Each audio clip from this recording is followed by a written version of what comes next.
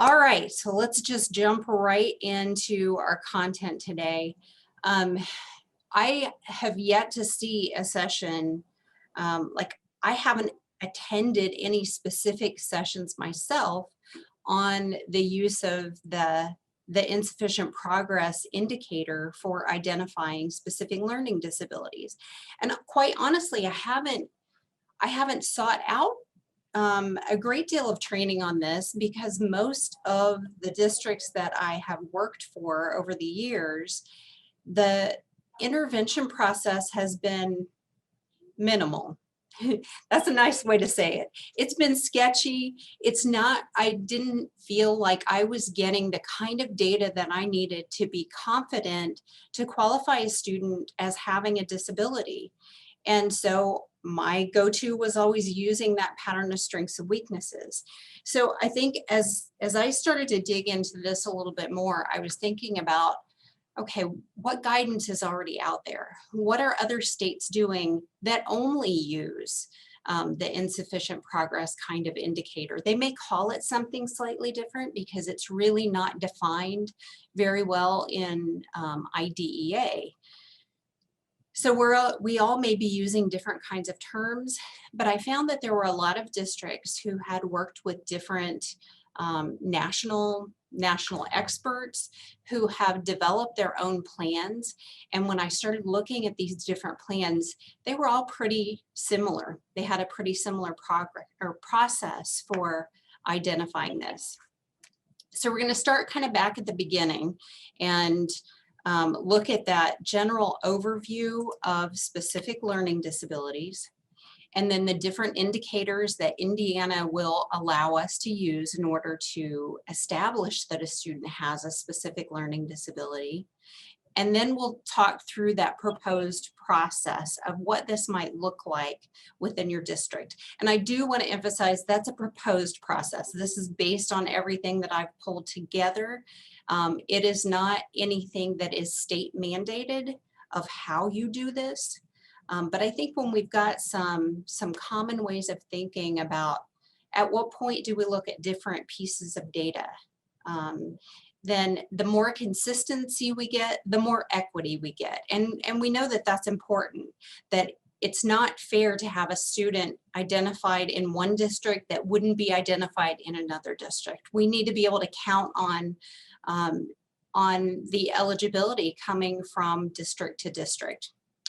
So we'll talk about that proposed process and then some other things to potentially consider to make this a more effective kind of way to go about establishing a specific learning disability.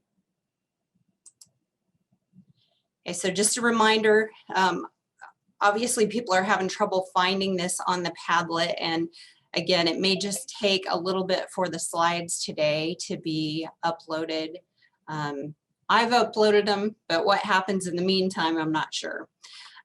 We also are recording today. We'll kind of skim off the beginning of it and the ending of it, but then just take the content and it will be added to the playlist.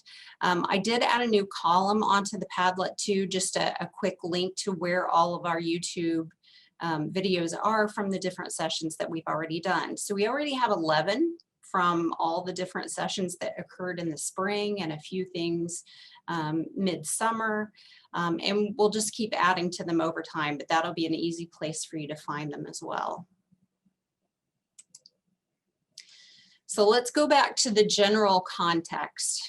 You know, before Indiana was stuck in that whole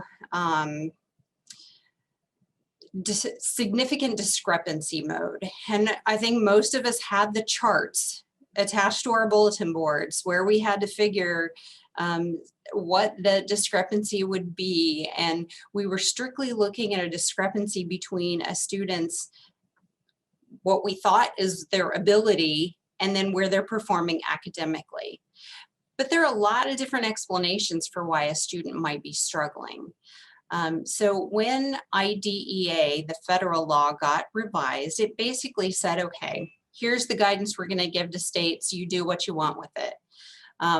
We've said that we can't require We can allow it, but we can't require that severe discrepancy is used.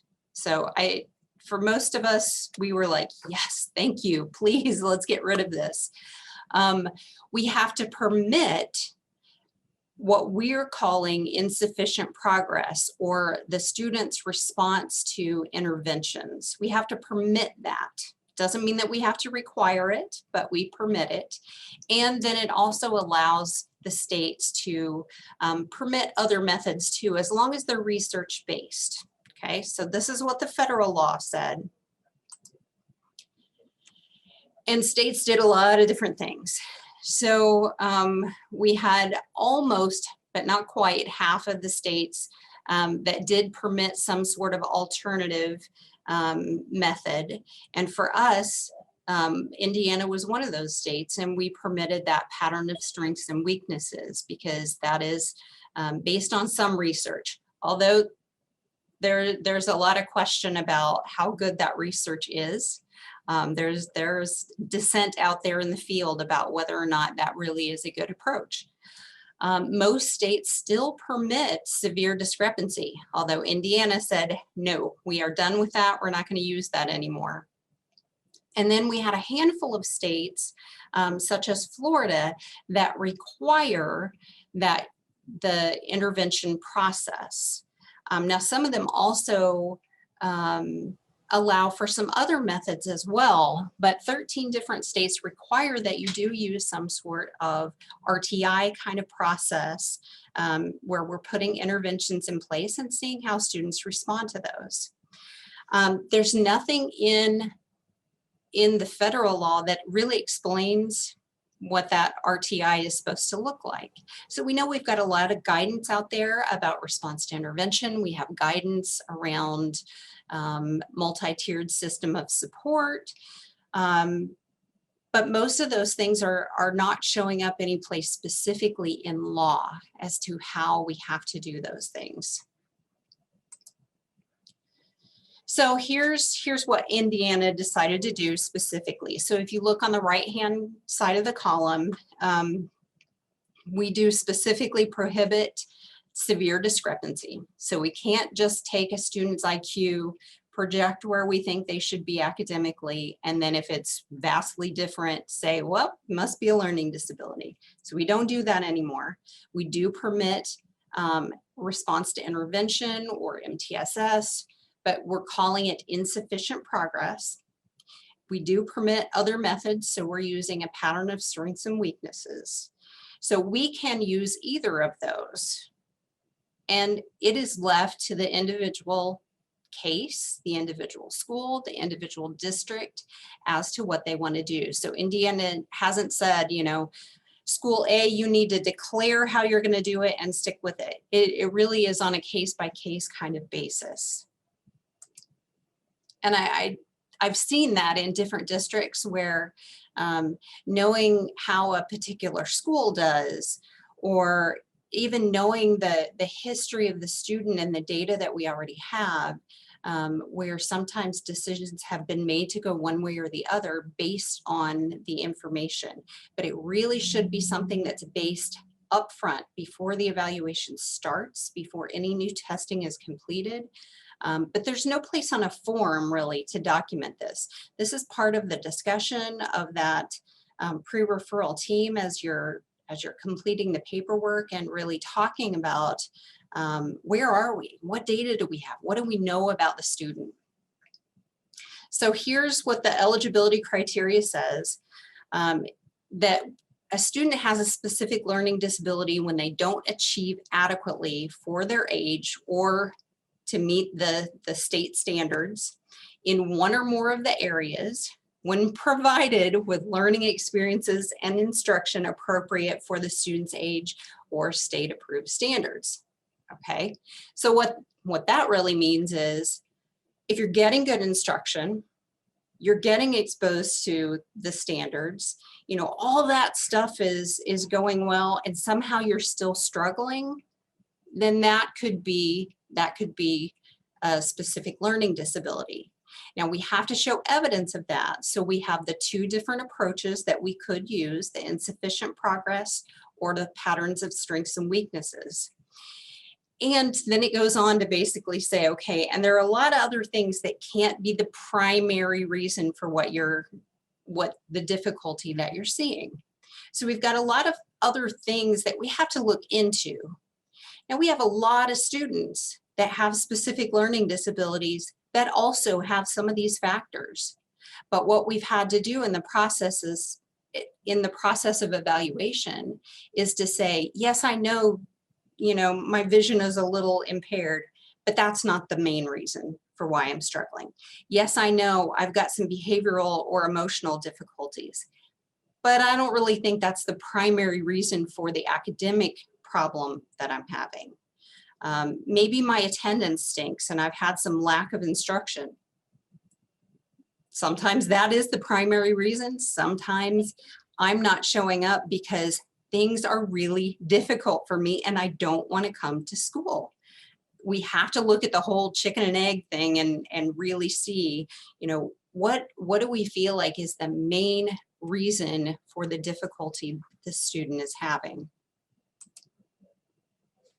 So we've got some inclusionary criteria that is specifically related to specific learning disability. And then we have 2 exclusionary criteria that are very specific to this disability. And then we have the 1 criteria that doesn't matter what disability we're looking at, we have to establish this for any student with a disability. And it can't be a pick and choose kind of thing. You have to meet all of these criteria in order to be identified as a student with a specific learning disability. So we start with, we've got to have some underachievement, right? So I think in the past, we used to kind of think back in the discrepancy days that, man, if my IQ is way up here and I'm in the average range, then there has to be, that discrepancy is what's telling me there's a learning disability. Well, in order to qualify for special education, we know that there has to be some underachievement. So yeah, I know where my IQ is, but I still have to be struggling compared to other kids my age or compared to what the standards are expecting of me. So for us, what that really means is we're looking at students who are below average. We've got to have some deficit there in order to say, yes, I believe this is a specific learning disability. Now we know that that can be different than how an outside psychologist or a physician or somebody else who's using diagnostic criteria may have some labels that they put on a student that aren't the same as educational eligibility for special education.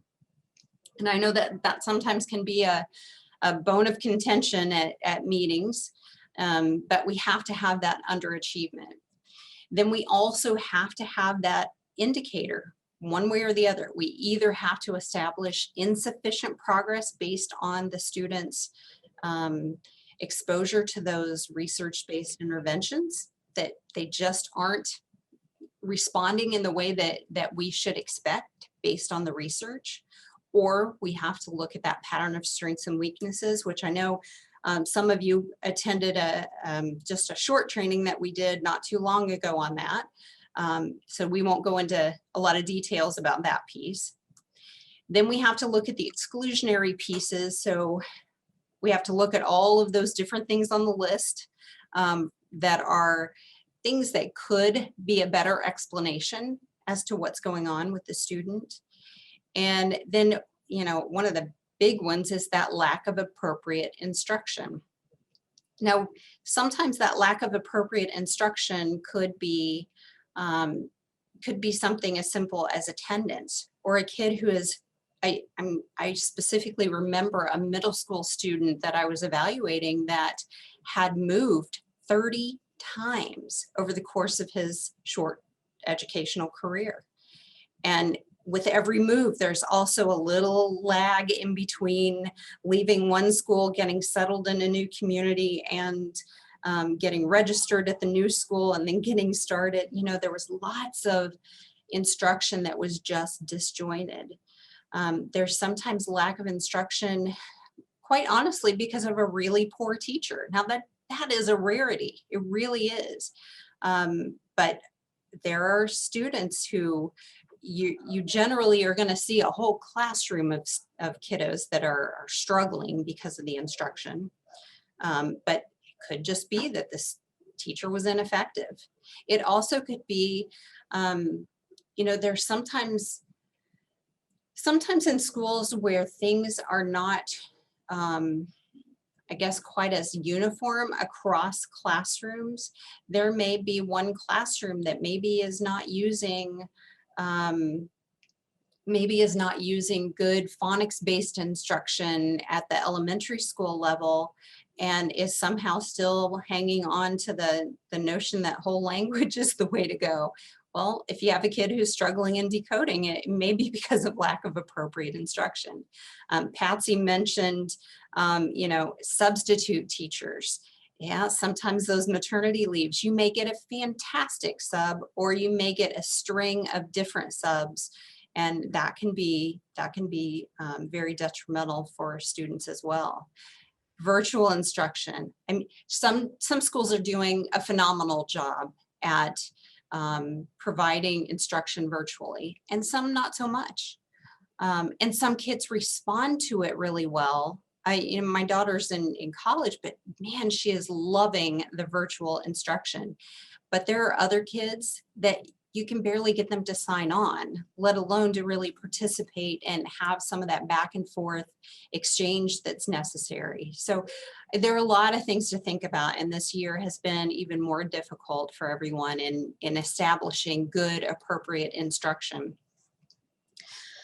And then the last piece is the one that's for everyone. Every disability, there has to be adverse effect on academic or educational performance.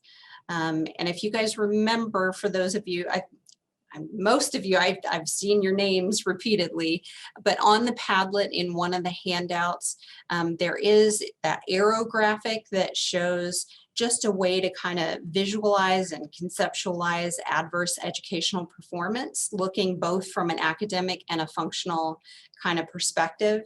So that is available for you to look at as well. It's in a Word form, so it's available for you to tweak for your own use or district if you aren't happy with some of the parameters that are on there. All right, so let's think about this.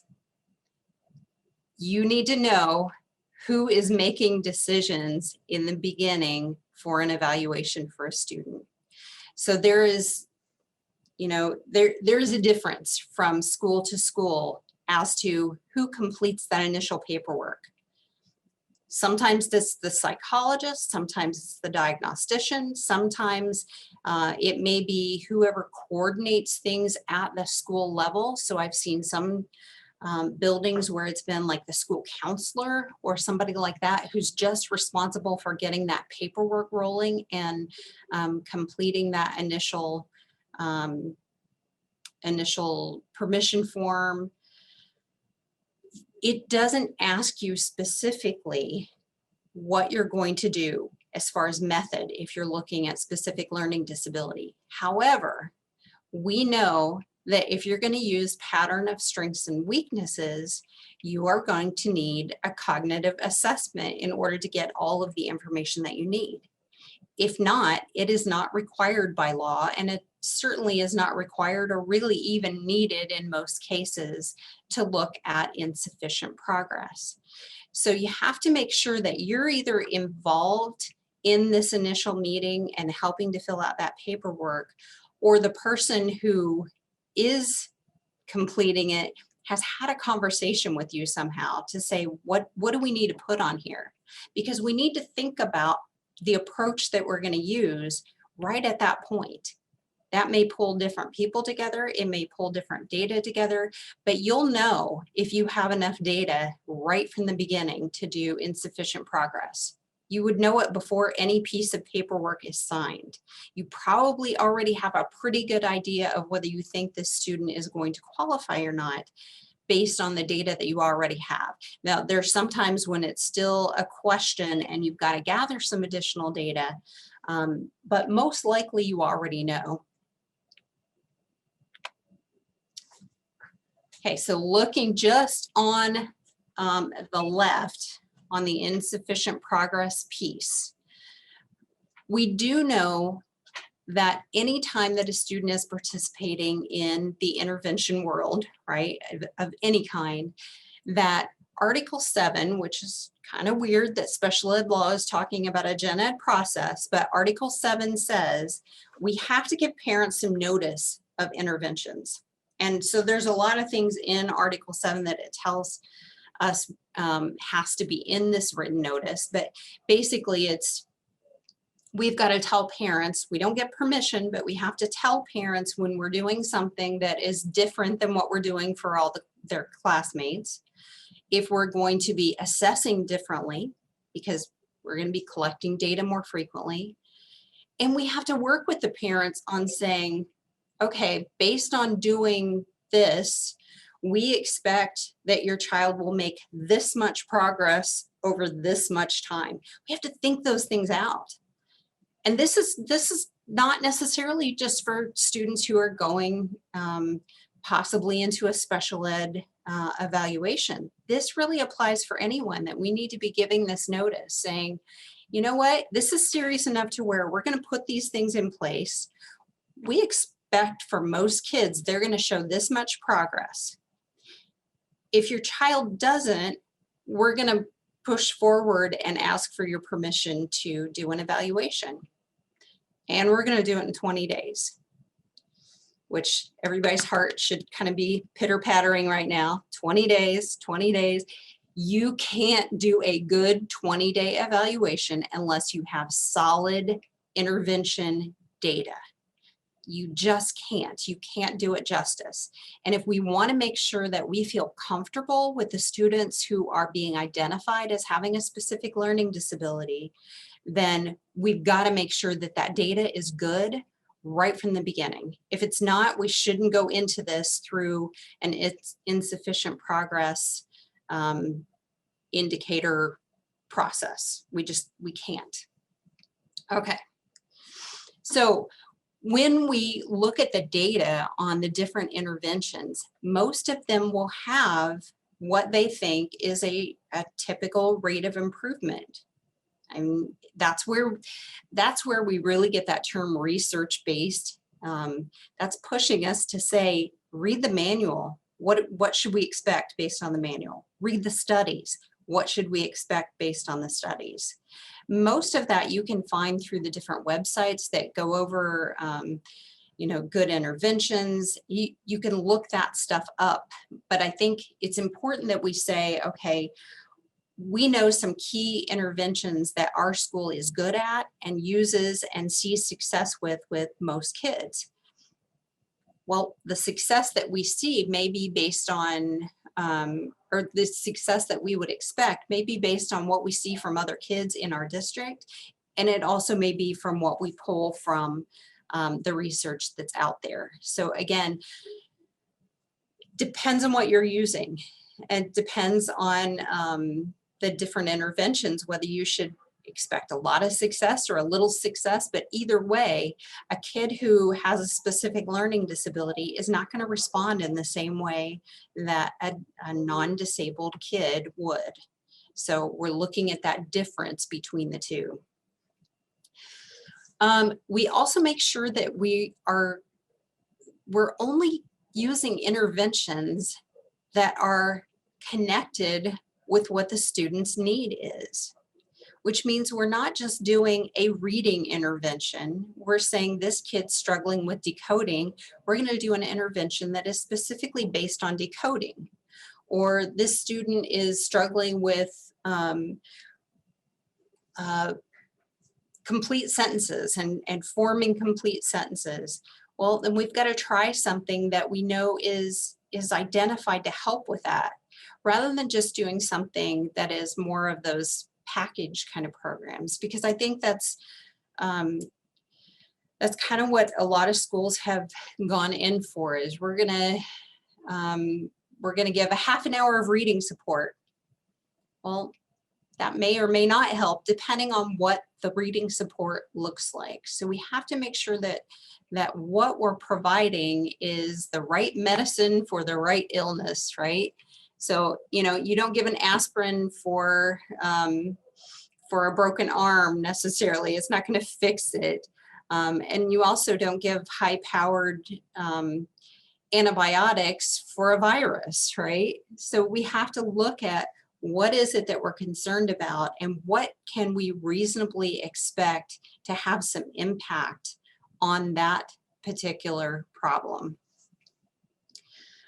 In the same, or kind of along the same line, we have to make sure that the data that we're collecting all the way is very specific to that issue. So again, I could get just some general reading data on a student, and that's going to tell me one thing, but I could put, you know, 4 solid weeks of decoding instruction in for the student who's struggling with decoding. And if I give this general reading assessment, I may or may not really see any progress on that assessment. I need data that is fine-tuned down to the particular thing that we're working on, so that I can see those very small increments of either improvement or non-improvement, which both of those tell us something about the student. I mean, it's all good data as long as it's telling me what it's supposed to be telling me. So again, I think, you know, I know things have changed a lot, and so there'll probably be some chatter about, well, I really like this assessment, but you know, back in the day, the schools that I was working in, it was all STAR all the time. STAR math, STAR reading, STAR, STAR, STAR, and the only data that I was given was like the 1 score. And it was a mix of everything. It was a mix of, you know, understanding the vocabulary, the decoding skills, reading fluency, some comprehension, but it was such a mash of all this different stuff together that then if we were working on something specific, I may not see any change in that overall STAR score. So you just want to make sure that you're getting the data that you need. And then you also want to make sure that the data that's coming to you, if it gets to the point of saying, I really think that this student might have a disability, that we actually are seeing some significant discrepancy. So just moving a little slower is not significant. Or just having a score that's, you know, at the bottom of the average range, that's not really significant. We're looking at something that would indicate the need for special education. Think about that. Special education, that's a big deal to suddenly say a student has a disability and needs special education. Now I want every last kid who deserves those special rights and needs those special supports to be in, right? To have access to those things. But we have a lot of kids who fluctuate in their performance from year to year.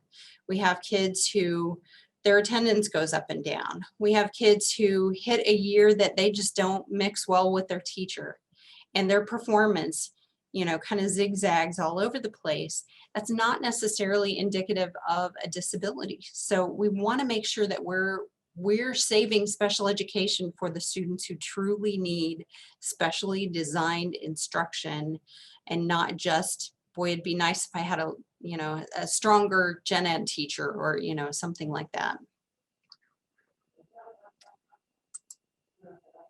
Okay, so the first step, you got to have something going in your buildings. I mean, that's just the bottom line. And I don't really mean that to be funny, but you can't do this unless you've got something going in your building that would be a solid, it doesn't have to be the best intervention process in the world.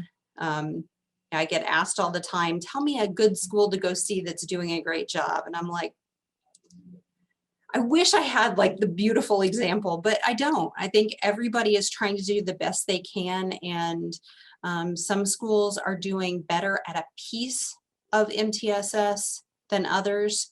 But can't identify a school that I think everyone should go see this school because it's just perfect. It's fantastic. But you got to start somewhere, and you have to have some sort of intervention process, or at least have within a classroom a kid who has been getting good intensive intervention, and that the teacher is willing to collect regular progress monitoring data. So that's why I say when you're talking about at the individual level, there may be times when you just know in this classroom, this teacher is doing exactly what I would recommend for him or her to do, and they're collecting the data, and I think I've got plenty of data to establish that anybody should be able to make good progress with this, and this kid is still struggling for some reason. So that's where you start from. Now, within looking at what's going on with MTSS, you have to make sure that no matter whether we're talking about the core instruction at Tier 1 or any of the more intensive processes at Tier 2 and 3, that we're using evidence-based practices throughout. And that's really important, that we're using good things, that we have confidence in what's going on with the instruction, and that the teachers or the teams or the other supports that are happening within the school are using good things, right? And that there's also at least an acceptable level of fidelity, that the things are happening the way we expect. So some of you have probably gotten the big packet of intervention information that's come from when a student's been referred to you, and you look at all that data, and it's like a stack of paperwork that shows everybody's been working really hard, but it's not been implemented with fidelity. Like, the kid misses a lot of the sessions, or the teacher misses a lot of the sessions, or yeah, we planned on doing it 3 times a week because that's what the research showed would be appropriate, and that's what showed is effective, but we could only squeeze it in 2 times a week. Or, we sometimes have to cut it short because we've got a long walk back to the classroom afterwards. You hear a lot of different things that would affect the fidelity. Or even, well, we're supposed to do it this way. However, I only do this first half of it, and then I supplement it with something different. Doesn't necessarily mean that it won't work. Doesn't mean that it's not good. It just means that I can't necessarily count on the same progress that the research identified should be happening, because I didn't do it the way that they tested. I didn't do it the way that they explained. We also have to make sure that it truly is getting more and more intense as things progress through the tiers. So not only do things get more intense as far as happening more often, maybe smaller group, maybe higher level of expertise of the person who's providing the instruction or intervention, but it also gets more focused. So just like I was saying before with reading, at Tier 2 and Tier 3, I'm not just giving more reading, I'm focusing on what the student at the most basic level needs to get, needs to learn, needs to be reinforced on, so that I really can see whether or not it's making a difference. It doesn't mean that there aren't 20 other things that we're going to have to work on with this student, because we know that reading is it's a process of a lot of different skills. But we also know that if we go back to the basic level skills, things build on each other. And if I start somewhere and then we can make some progress on that, then we can move on to higher level skills and processes for the student. Same thing with data. So as we move up the tiers, it's got to get intensified. It's got to get more specific, and it also has to get more frequent so that we really can make sure that we're not wasting time for the student, and that we're not wasting resources by providing something that a student doesn't need or just simply isn't working. So when things aren't working, it's not just that we say, well, it didn't work, we're done. If it's not working, we need to change it or we need to add to it, until we hit the point of saying, I really think it's a disability. And then what do? Well, we don't stop providing support, right? If we think the student has a disability, we're going to continue to add on additional supports, because what we don't want is for a student to go from, a little bit of support, more support, more support. Oh, disability, well, let's go back to a little bit of support. We always want to think about, what does a student truly need and provide that. So we need to make sure that everything is kind of all in line as far as what the kids' need is and what we're focused on with the intervention and what we're measuring with progress monitoring tools. And I'd say that's probably where the biggest breakdown is when we're looking at the data we get and whether or not it is usable to establish a specific learning disability through the insufficient progress model. It's, do we have good data that is truly focused on what we're concerned about? I think this is a fantastic approach for looking at a specific learning disability because we're starting with data, we're filtering it down to say, here's the big problem, and here's what we're looking at, and then we're going in and building even a stronger case through the evaluation process, as opposed to a lot of times, and I bet you can all identify with this. Say we've had a kid, they've been getting intervention support in reading, maybe even specifically in reading comprehension, right? For weeks, and we've got data, and it's fantastic. And then we go in with our big battery of tests, and we find a deficit in math, right? That happens all the time, and we think, crud, what do we do with that, right? Because we haven't even been providing interventions related to math. We've been focused on the reading. So I think when we start with the concern, we address the concern, we've got the data to say good, bad, or otherwise, and then we collect some additional data, I think that makes more sense than just going in and casting the big net to say, okay, let's find any little thing that we can that might get this kid into special ed. Because that is clearly not what the purpose is. It's not about getting you into special ed. It's about determining whether or not your need matches up with a special education eligibility. So when we're doing problem solving, there are a lot of different, and this is just my initial thoughts. So I won't say that this is necessarily correct, but when I started thinking about all the different problem solving that goes on, it happens at different levels. So teachers are problem solving every day on their own. They're trying to figure out, well, a few of my kids didn't get this. What do I do? They're constantly problem solving, both at the tier 1 level for core instruction, but also as they provide some additional supports at more of a tier 2 level in the classroom. Same thing with data teams, grade level teams, content area teams. They're looking at making things better for everyone when they look at the data, or when they're planning instruction across a grade level. But they're also saying, okay, we get pockets of kids that we need to problem solve. What are we going to do for this? And that's really where you can use that teaming to not only analyze the data, but make good decisions about, here are some interventions that might be appropriate.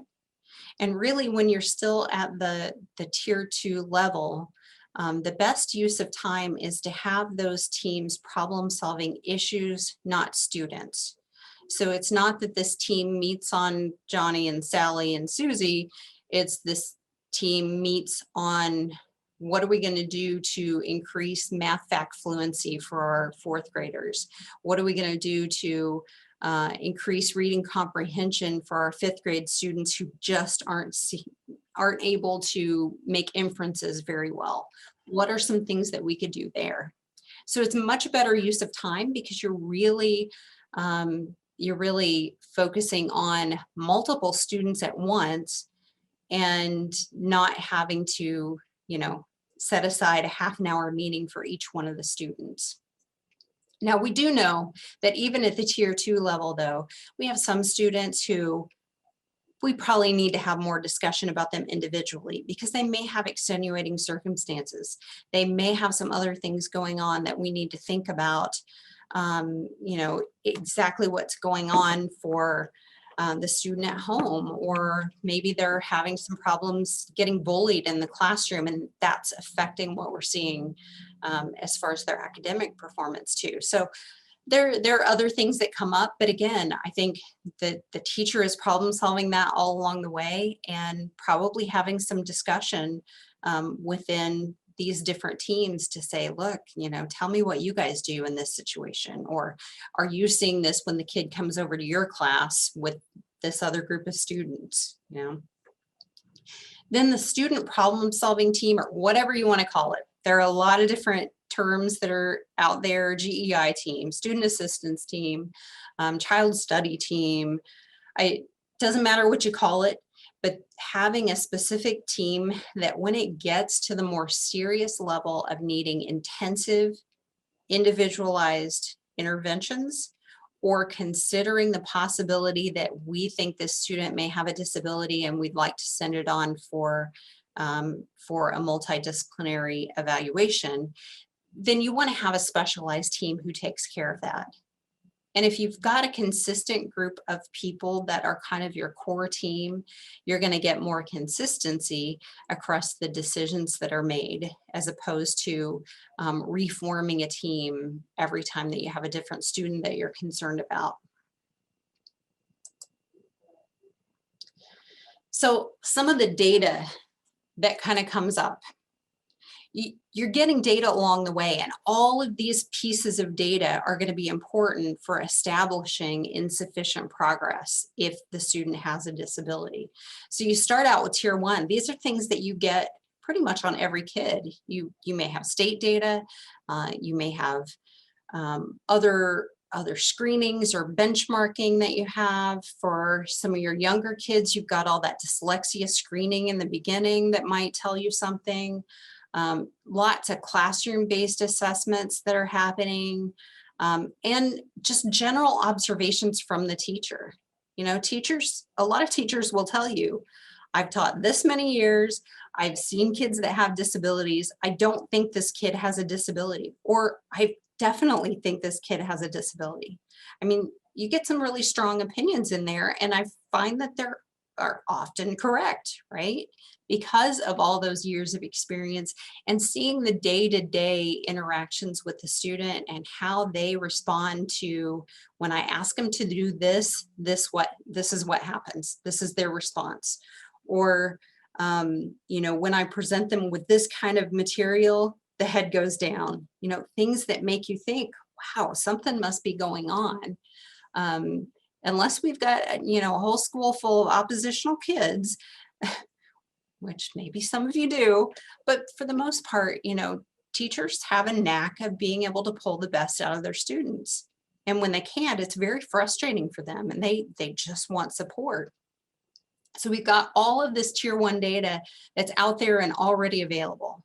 Make use of this data when you're doing an evaluation, when you're determining what all needs to happen. At tiers 2 and 3, you're going to have lots of additional data. If the student has gone through the intervention process, you may have more intensive dyslexia data if there are more diagnostic assessments coming up. All the progress monitoring data, you may be able to see the rate of improvement for the student compared to other students. But again, you really are going to have to look at the progress monitoring data, because if what is coming in is not going to be helpful to you, you're not going to be able to use it for establishing insufficient progress, which means you got to catch it early, right? You've got to get involved and say, you think something may be going on with this kid? Well, what are you using for screening? Okay, Let's morph it into something that's more specific, that's actually going to tell me how the student is responding to the intervention that you're putting in place. If we, as a collective group here, I mean, you guys are the brain trust out there for really making sure that at the individual teacher or grade or school level, that good progress monitoring data methods are being used. If you don't have that and get in there and influence it near the beginning, then it will come to you saying, please evaluate this student, and you're going to look at this massive data and go, I can't use this. It's not helpful. And I've seen that. I've seen the stacks and stacks of papers that I'm like, this is all great. You worked really hard. You know, I'm proud of you for doing this, but I can't use any of this because it doesn't really tell me anything about whether the student is making appropriate progress in light of everything that we're doing. So get in there early, force your way into some of those meetings. Look at what your schools are using and have conversations about, I know you really like this assessment, but it's not helpful to me. If it's helpful to the teacher to make instructional decisions, absolutely keep doing it, but you may need to add on some additional assessments that you feel like can help tell you whether the student made good progress. All right, then when this gets to the point of the problem solving team, whether it's at tier 3 or whether it is that hinge point to say, we're thinking maybe this student is a student with a disability. We're looking at whether or not the student had positive response to the intervention, which that would be great.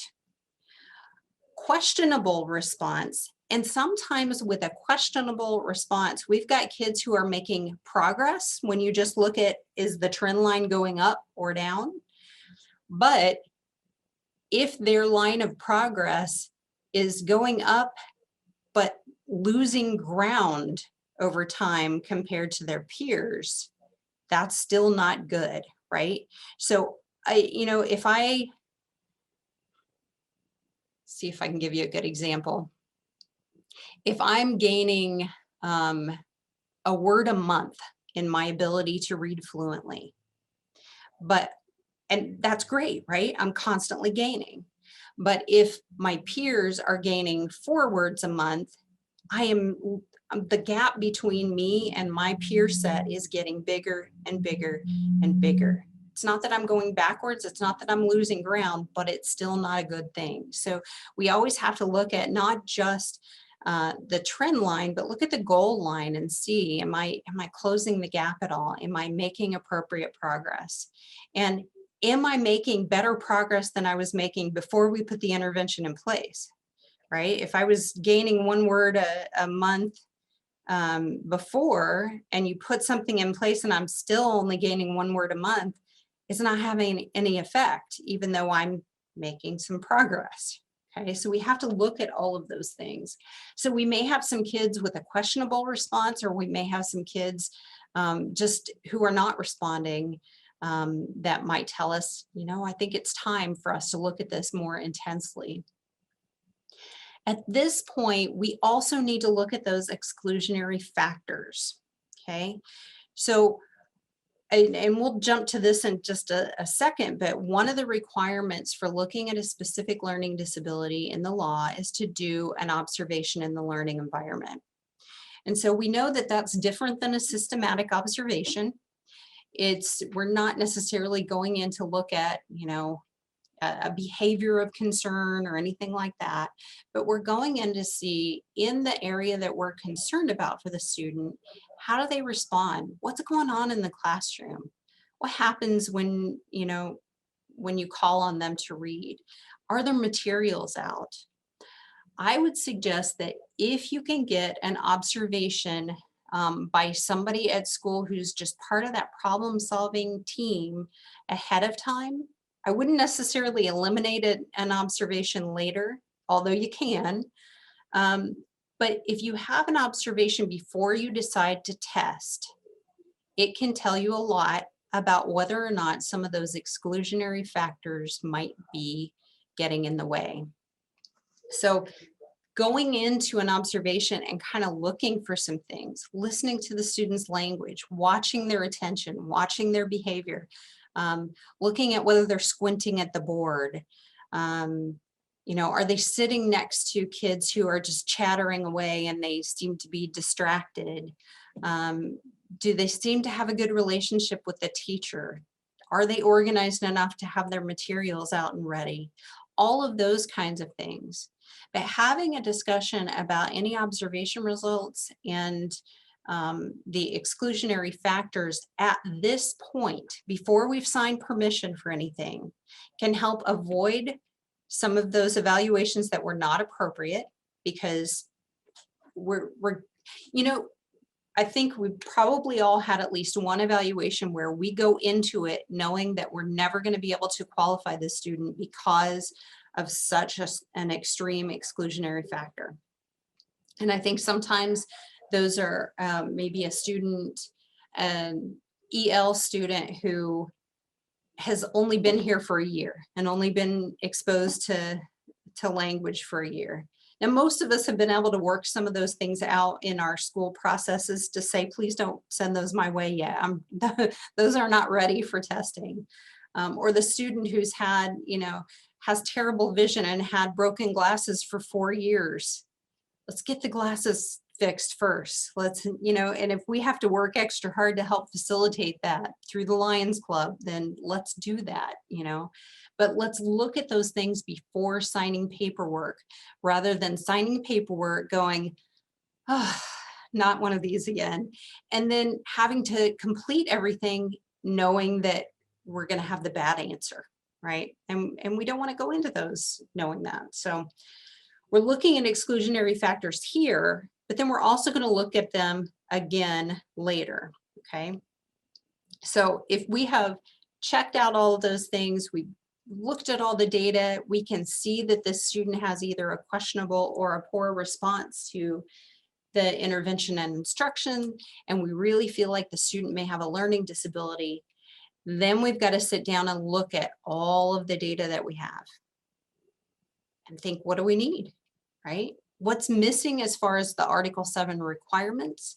And do we have enough data to rule out the rule outs and feel confident in the decisions that we might make based on especially the academic data? That's really where we're making a lot of our decisions, because there are schools who may say, I don't care what the data showed, it could be the best data in the world, we're still giving a Woodcock-Johnson achievement. And we're still going to test every area on that achievement battery. And that's really not what the law says. The law says we have to give enough assessment to be able to make sure that there aren't other problems, and make sure that that we can plan for an appropriate IEP if this student qualifies. But that doesn't necessarily mean that we need an additional standardized assessment if we've truly gotten really good data. So we make that decision. Then when we're filling out the permission form, we've got to make sure that we've got everything on there. So we probably don't have that social and developmental history, right? We know we always have to have that. And then do we need an additional observation? So if we're going to do an observation at this point, post signing permission, then it can't be the classroom teacher. It needs to be somebody else. So it may be one of you, maybe psychologist, diagnostician. It may be a special ed teacher who is working in the building that, you know, wants to lay eyes on the student. It could be a lot of different people. It doesn't say who it can be. It just says who it can't be, which means it can't be the classroom teacher. Now, if it happened prior, it could be the classroom teacher. But I think that's really hard to do a step back and look at things observation. It's hard to be the classroom teacher and do that because you're right in the mix of it and you're part of it, right? So I think having some observation before and then doing the formal observation, there's still a lot of benefit to making sure that that happens. Then you got to think about, okay, well, even if I've gotten really good data, do I have enough data to say I'm not concerned about the other areas, right? Do I have some data to confidently say, I don't think there's a learning disability in math, okay? I've got classroom data, I've got state data, all that kind of stuff. If that's the case, you don't need to do math achievement testing, but you have to be confident.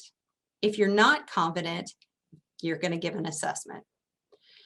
Same thing with anything else. You want to say, okay, we've got some really good progress monitoring data that shows me there's a decoding problem, but maybe I want to, if I'm concerned about reading, maybe I want to give, all the core and maybe even some of the supplemental reading tests so that I've got a better picture of reading as a whole for this kid in a lot of different areas.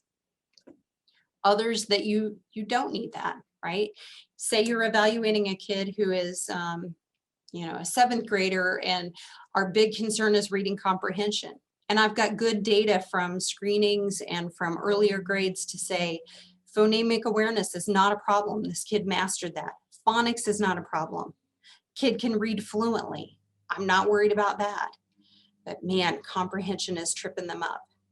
Okay, I may have lots of good comprehension data along the way from progress monitoring and from classroom assessments and from everything else that I've got that I may not need to give a single standardized test after that. There's no requirement for it. The requirement is that we look at the academic achievement. Doesn't say what it has to come from.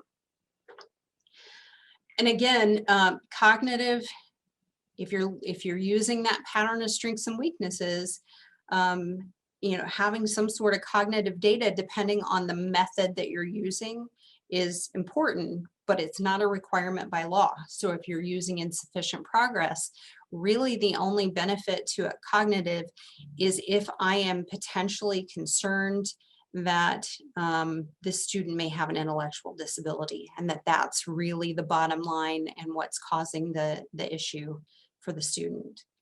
And then we also may have some other things that we want to collect. If I've seen from all this other data that maybe the student's having some social emotional issues, I may need to look into some of that as well. But you have to make those decisions on an individual student basis. This is not a general evaluation. It is very specific to the student. So the federal law and Article 7 are kind of a little bit different in how they explain SLD. In Article 7, it specifically looks at reading, written expression, math, oral expression, and listening comprehension.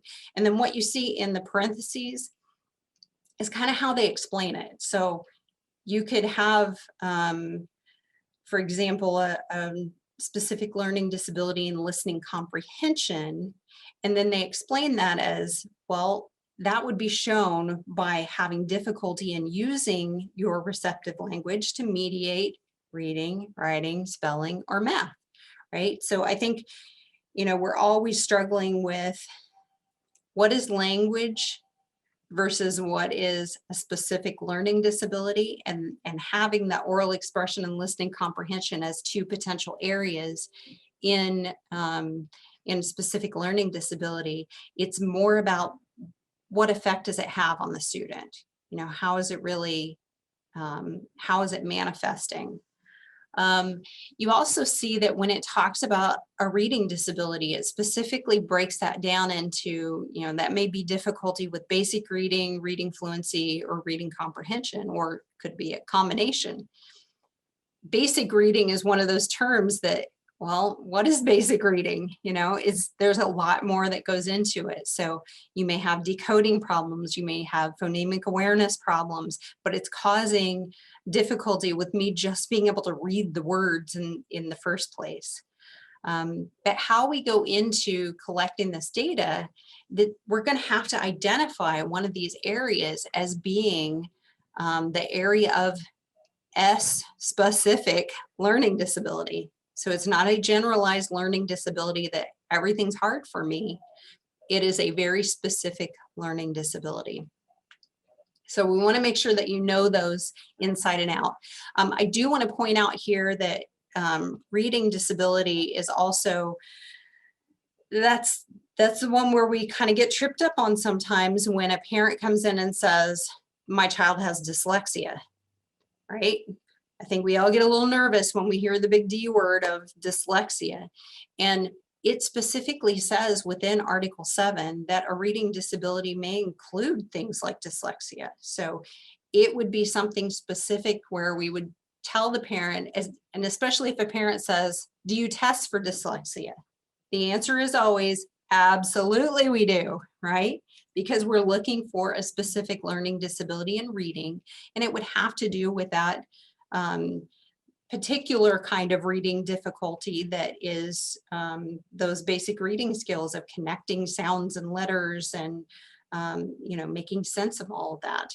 So I think we have to tell parents we are looking for problems with reading that would be specific to a specific learning disability. Sometimes there's a little disappointment that the word dyslexia isn't checked somewhere on an IEP. And we can use the dyslexia term in notes. We can use it when we're describing a disability if it's appropriate. But we have students with specific learning disabilities in reading that also are not dyslexic too. So only call it that when you feel confident that that's what it is.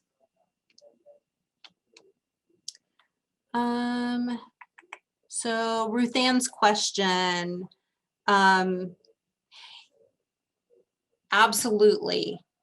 Everything that is on the assessment chart for any disability, there are specific things that have to be assessed in some way, in specific areas that have to be looked at. That does not equate though to we have to give a standardized test in that area. So again, even if I check, I'm going to have to check academic achievement. All of the things that are required for SLD are going to come out on your permission form. You can always add to them if you anticipate wanting to assess in another area, but you can also satisfy the requirements of something that is on that form by using other data than just a Woodcock-Johnson or a KTEA or something like that. So you're still putting that in your report. You're gathering all the academic achievement data that you have, and anything should be written up. Your summaries of all this different information you have that may or may not include new testing. Sometimes it's the stuff that's been collected through the process. And really the understanding is, if I'm going to move into a 20-day evaluation, it should pretty much be done. Right? The 20 days is more about dotting the I's and crossing the T's and collecting any little tidbits that we think should happen in addition. But 20 days is not long enough to do all, like a whole battery that we would do if we were using the other method. Hopefully that makes sense. If not, Ruth Ann, let me know.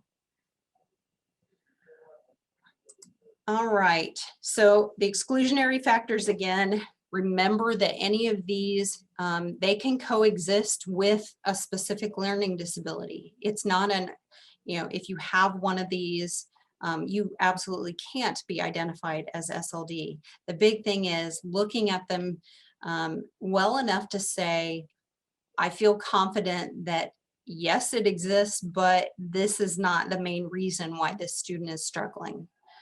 So, I could be a student who is in a disadvantaged situation, nobody has books in the house, and, I'm not sure where my next meal is going to come from, or maybe I've been in and out of foster care. But the pattern of looking at the data, and even when we provide consistent instruction, the student is still struggling, they could still qualify as specific learning disability. Now, we sometimes come across kids, though, that we clearly think, no, this is the main reason. One of these factors is the main reason why this student is struggling. The student who has a motor problem and physically can't write. I'm not going to call that a written expression specific learning disability if it's a motor issue that is keeping them from writing, because if they can dictate and come out with something beautiful and tell you how to edit it, it's not a disability. And so some of these are harder than others. I'd say the only one, it really does not say this anywhere in the law, but intellectual disability is one of those things that is really, it would be really hard to say that a student has an intellectual disability and also say that they have a specific learning disability. Because if your overall IQ is lower, there's an assumption that things are going to be harder and that you're probably going to have some academic difficulties across the board. You may still have strengths. I mean, obviously, we all have strengths.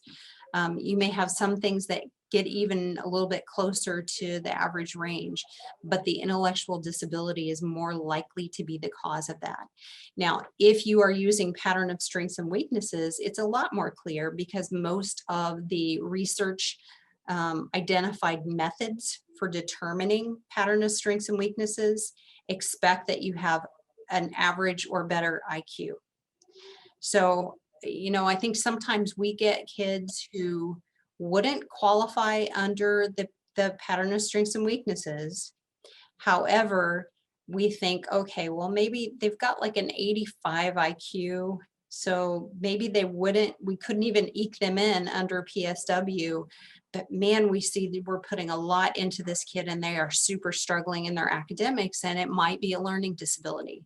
So I think this is an opportunity to sometimes capture those kids with disabilities that we wouldn't be able to using the other method. All right, so here are all the things that are absolutely required that we look at them in one way or another. It's got to have an assessment of their current achievement. Now, by current, I mean, we're not looking, yes, we are looking historically at their performance over the years because that's going to tell us a lot of information, but I also need to know where are they now. This does not say a standardized achievement battery. So again, if you have appropriate data that has come to you through the intervention process, and it is truly giving you all you need to be able to, number one, establish that the student is eligible, and number two, have an appropriate plan for their IEP. All that data really drives, now what do we do, right? So if you can't look at the data and say, oh, I see the problem, and yes, I think I know what the next step would be for the student because they've got a skill up to here and then it stops, right? So here's where the instruction comes in. If we can figure that by the data we have, we may not need additional academic assessment. We've got to have that observation piece. We've got to look at any educationally relevant medical data. And I think that's important. We don't need to dig into every cold that a kid has had, but if the medical data, you know, if a student has ADHD, well, that might be a more appropriate explanation for what's going on. Or if the student has significant, you know, hearing issues that have been coming up over the years or fluctuating hearing loss, maybe that's it. I mean, if we feel like it's relevant, we need to collect it. Now, that's all dependent on whether or not a parent will provide that because, you know, they have a right to privacy too, and they may not want to share all that information. So if we've got the data and we feel like it's relevant, it should be noted in the report. Social and developmental history, we know we have that for every single disability area. No matter which method we use to determine SLD, we have to do the assessment of progress in the general ed curriculum and analysis of interventions. And I think, you know, for some of us who've been in schools that really have no intervention process going, we always struggle with what the heck to put in this box, what to put in this section of the report, because it's required no matter which way we went, right? So when you have nothing, really you're looking at progress in the gen ed curriculum. So you're probably looking at NWEA scores, or you're looking at Dibble scores, or information that the teacher has provided about classroom assessments or things like that. If the student has been part of the intervention process, then you've got a ton of stuff that you can put in here. When did the notice go out about interventions? What did it tell the parent? What is the data there? And then what did the whole process look like? For 4 weeks we used this, and here's what the progress looked like for the student. And then we decided to make a change and we put this in place, and here's what the data showed us. It should kind of tell the story of, here are all the different things that have been tried for the student, and then here's where we are at this point. And then of course, we always have the any other assessments as needed. Well, this piece kind of opens that door to say, well, what else do we need? We may need to collect some additional data. We may need to analyze the WEDA data for a student who English is not their native language. We need to look at the history of their EL supports. Maybe we need to, maybe we need a cognitive assessment, or maybe we need to have some additional social emotional. When we know one of these things up front, like if I know up front that I'm going to give a cognitive assessment, I'm going to check it on the form, because we want to be as transparent as we can with parents right from the get-go. If I don't know, and somewhere along the way, I think, oh my gosh, this student, they seemed like they were really depressed, and I feel like I need to give some rating scales to help tease out some of what the teachers are seeing and what the parents seeing, and maybe with the student, then really it is covered under that any other assessments as needed. I don't necessarily need to go back and do a whole new form and have the parents sign, because they've already signed saying you also are going to do all these other things if you need to. Now, that being said, what I am not going to do is meet with a student and go, oh my goodness, I really think this student might have autism, and do a full-blown autism evaluation without going back and talking to the parent and getting another permission sign. Or if I really feel like the student might have an intellectual disability, I may have already given a cognitive, because maybe I was using that to rule out something, but I'm not going to go on and give some adapted behavior measure and do all the other things that I need to do to establish ID, because I don't want to surprise the parent at a case conference and say, oh, by the way, let me tell you what I found, when it's not going to be good news, right? I wouldn't want that as a parent, so I wouldn't want to do that to someone else. And I think you run a risk legally of overstepping too far. That last piece just gives us enough wiggle room to say, I need to investigate some things to rule out and to make sure we have a comprehensive enough evaluation to know what to do next.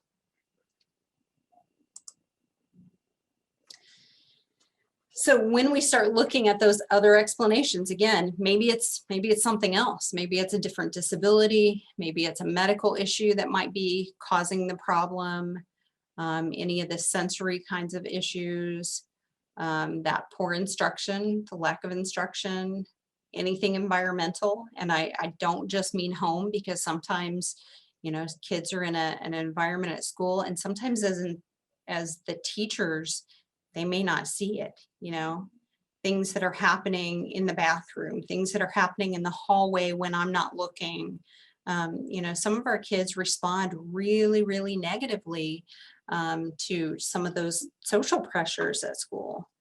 Attendance, language, there could be, this is not an exhaustive list. There could be a lot of things that may be a better explanation for why the student is struggling than a specific learning disability. And that's part of the whole process of looking at everything.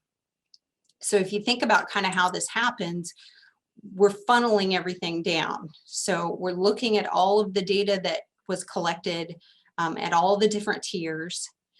We're putting all of that through that lens of, yeah, but could it be something else, right? We're looking at the exclusionary factors, and then adding in the additional assessment pieces and going back to exclusionary factors to say, okay, now that I've got the full picture, could it be something else? And then we run that through the eligibility criteria. Do we have that underachievement? Do we have the indicator? Have we definitely knocked out those exclusionary factors? And we talk about all these things very deliberately in our report. So it's evident that not only did I do it, but I thought about it. As you know, I say we do that as a team, but that we've thought about these things, and that the student truly does meet criteria as a student with a disability. So again, if you're doing this and you have chosen to go the insufficient progress model for the SLD indicator, it's the big 20. I'm not trying to discourage you from doing it. What I'm saying is, because by default, by the definition of the different timelines, this has to be a 20 instructional day evaluation, because the student has participated in a process that, that looks at their response to instruction. Then the only way to make this a good evaluation is to make sure you've got good data, and make sure that all along the way it has been filtered down to provide you as a team member what you need. And I know there are a handful of psychologists in the group here, but I know a lot of you are also diagnosticians or directors looking at, you know, how do we make sure all this happens? A psychologist has to be part of the M team for everything except DD, LI, and SI. But that does not mean that a psychologist always does testing with a student. And so if you think about using insufficient progress and the actual testing that is likely to be done, then the face-to-face assessment with a student may only be if you're going to do any additional academic testing. And so it's very conceivable that you may have a lot of evaluations where the educational diagnostician has met with the student, but the psychologist never did. Also, depending on who does the observations within your team structure too. So again, I think it's even more important that even though your psychologist is going to be part of the team, they're going to be helping to kind of pull this data together, because a lot of times your psychologist is the one who's ultimately synthesizing all the information in the report. You don't want to get to the point of, okay, I'm down to, you know, the last 7 days, my 20 days, and the psychologist takes a look at everything and goes, well, this is crummy data. Now what do we do with this? It has to be that upfront piece of really looking at the data before even making a decision about which direction are we going if we think it's a learning disability. You don't want to be at the end road looking back thinking, oh crud, I wish I had 30 more days to do some more extensive data, because it's doing a disservice to the student. It also runs the risk of later somebody coming back and looking at your evaluation and saying, well, I wouldn't have qualified this kid as having a specific learning disability. So, all right, just a couple of tips, and then I know we don't have very much time for questions, and there have been a couple that have come in along the way, but again, pick the approach that you're going to use, make that decision at the point of referral. What it doesn't say this in the law, but best practice would be that you're not collecting a bunch of data through the evaluation process and then saying, okay, which one's going to get us in the door? right? We want to have that conversation at the point of signing paperwork because number one, it determines or it helps to determine the timeline. And number two, you're going to have more very specific choices about what kind of data you're going to need to collect through the evaluation process. So definitely get more involved with those problem-solving teams whenever you can. Some people have more difficulty than others about making that happen. I know some buildings have established teams and they really don't want other people involved. But I think anytime that we can offer ourselves up as data experts, and I say the big expert word kind of with a grain of salt because I don't feel like I'm an expert in anything, but I feel like any of us, because we deal with data all the time, are more of an expert than some of our peers, right? That when we both go in and look at trend lines, that we may have a better understanding than some of the other people we work with just by the nature of our profession. So offer your services there, give your input. It doesn't mean that you're out doing interventions necessarily with students, but you could, if you have time to put any of that in, and some of you may have that as part of your job responsibilities, but boy, does that help you get to know the student and make an earlier decision about, my goodness, I really think this could be a student with a disability, because we want to catch it as early as possible. And then also making sure that within your report, there is no specific section of the report that says exclusionary factors, right? But it is important that you have a way to document it, that you have those key exclusionary factors, and that you can have at least a paragraph that says, we looked at this. That one wasn't determined to be a big issue. No problems with vision and hearing. English is this student's native language. Yes, they missed this many days of school. However, when we look at the student's progress across the times that they were out versus when they were in, we don't see that as being a major factor. However you write it up, make it a very specific part of your evaluation write-up.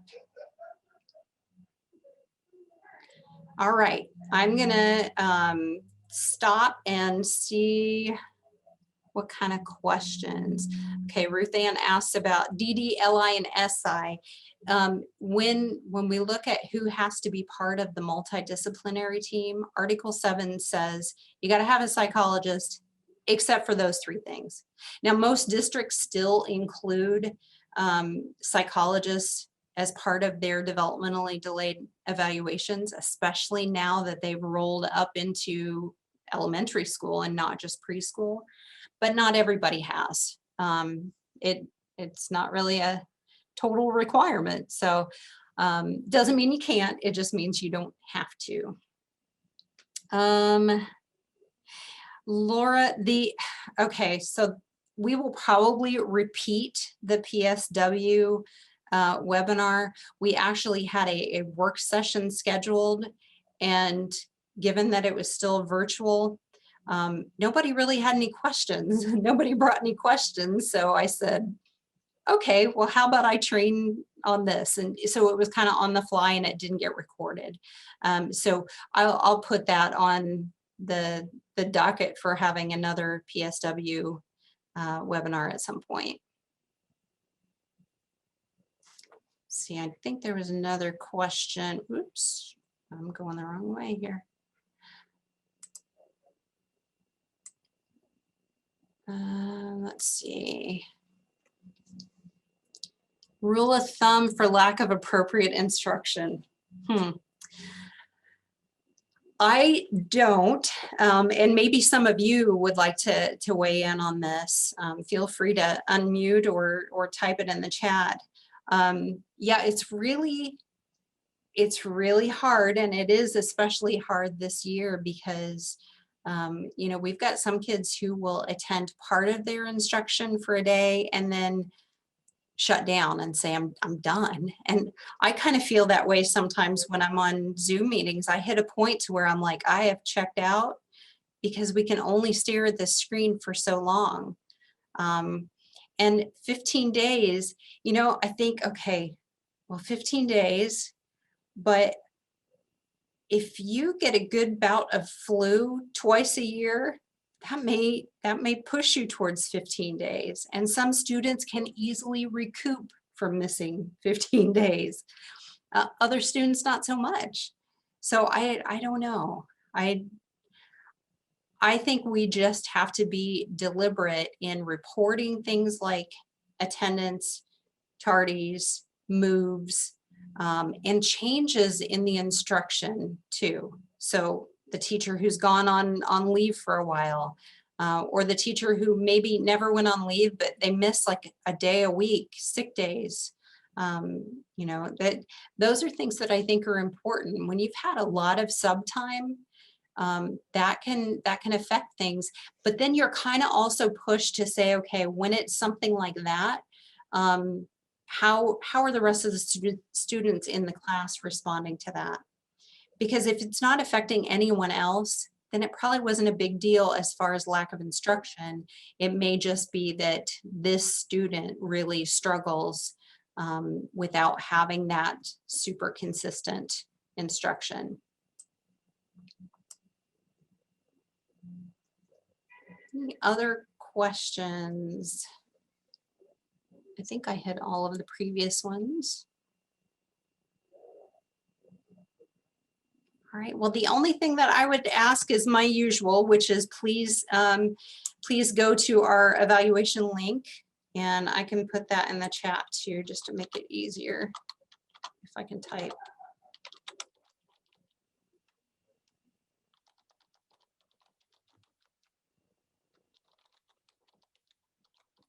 And then there are several in the drop-down menu, so just choose the Educational Diagnosticians one. If you'd complete that, we'll make sure and get out certificates to everyone for their professional growth points. And if you haven't signed up for the other evaluation, we'll be focused, or the other webinar, we'll be focusing on kind of functional behavioral assessments and writing behavior plans, and really tying the behavior planning back to the function, which we don't always do a great job of, but making sure that we get those links.